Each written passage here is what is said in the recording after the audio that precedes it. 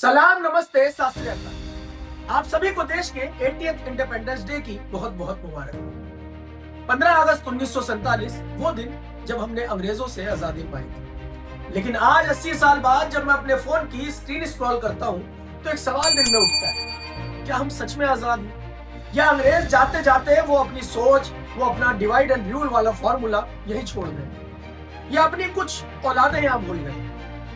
हाल ही में मैंने एक वीडियो देखी। एक शख्स खड़े होकर खुलेआम कह रहा था कि देश के 80% मुस्लिम दहशतगर्द हैं, इन्हें गड्ढे में डाल देना चाहिए। रोज कोई ना कोई उठकर आने लगता है, कोई कह देता है कि हम देशद्रोही हैं, कोई कहता है कि हम इस देश से मोहब्बत ही नहीं करते। और हाल ही में जब किसी ने दारुल उलूम देवबंद को लेकर बिना किसी जानकारी के सवाल उठाए तो मुझे लगा कि अब चुप रहने का वक्त खत्म हो चुका है। आज बातें हवा में नहीं होंगी, आज बात होगी तारीख की, फैक्ट्स की और उस खून की जो इस मिट्टी में मिलकर इसे हिंदुस्तान बनाता है। इस वीडियो को आखिर तक देखना, क्योंकि जो सच मैं आपको सुनाऊंगा वो शायद आपको किताबों में भी नहीं मिलेगा। पहले बात उन लोगों की जो बिना इतिहास पढ़े किसी भी तारीखी जगह पर उंगली उठा देते हैं। उन्हें लगता है कि नफरत का वो एक स्टेटमेंट देके हीरो बन जाए। उन अनपढ़ और जाहिल सोच वाले लोगों से मैं बस इतना पूछना चाहता हूँ कि आपको पता भी है दारुल उलूम देवबंद क्या है?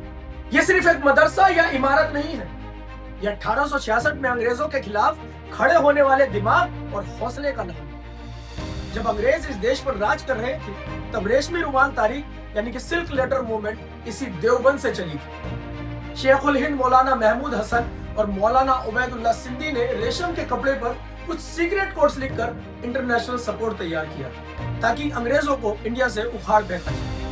जब इनकी ये कॉन्स्पिरेसी पकड़ी गई तो अंग्रेजों ने इन्हें माल्टा की जेल में कैद कर दिया। जुल्म सहे लेकिन झुके नहीं। जिस देवबंद पर आज लोग कुछ आकर तंज कसते हैं उसने कभी अंग्रेजों की गुलामियत को महसूस नहीं होने दिया। और ये लोग आज वहां खड़े होकर हमें देशभक्ति सिखाएंगे। आप रोज सुबह स्कूल में या किसी रैली में जो नारे लगाते हैं ना, क्या आपको पता है वो नारे किसने दिए थे? इनकलाब जिंदाबाद, वो नारा जिसने पूरे देश में क्रांति की आग बढ़ा दी थी, उसे 1921 में मौलाना हजरत मोहानी ने लिखा। वही हजरत मोहानी जिन्होंने सबसे पहले पूर्ण स्वराज यानी कंप्लीट इंडिपेंडेंस की मांग की थी।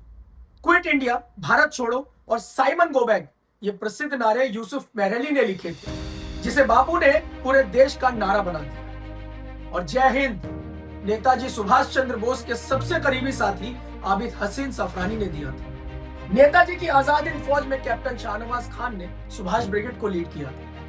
और जब करकोरी कांड में पंडित राम प्रसाद बिस्मिल के साथ अशफाकुल्लाह खान को फांसी के फंदे पर लटकाया गया तो पता है उन्होंने क्या कहा? उन्होंने कहा था, मेरे हाथ किसी देशद्रोही काम से नहीं रंगे, मेरा खून इस देश की आजादी के लिए बहता है। ये थी उनकी मोहब्बत इस मिट्टी से।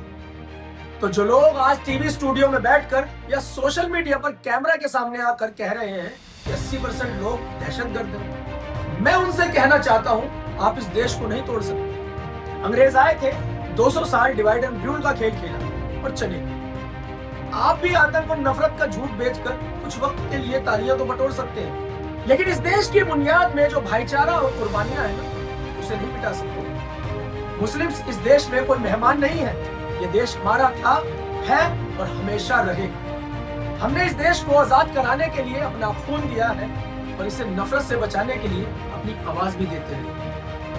और आखिर में उन नफरत फैलाने वालों के लिए बस राहत इंदौरी साहब की वो 2 अशायर याद दिला दूं, अगर खिलाफ है तो होने दो, जान थोड़ी है, ये सब धुआं है, कोई आसमान थोड़ी है, सभी का खून शामिल है यहाँ की मिट्टी में, किसी के बाप का हिंदुस्तान थोड़ी है। नफरत बांटने वालों को अपना काम करने दो, हमारा काम है इस देश को जोड़ना।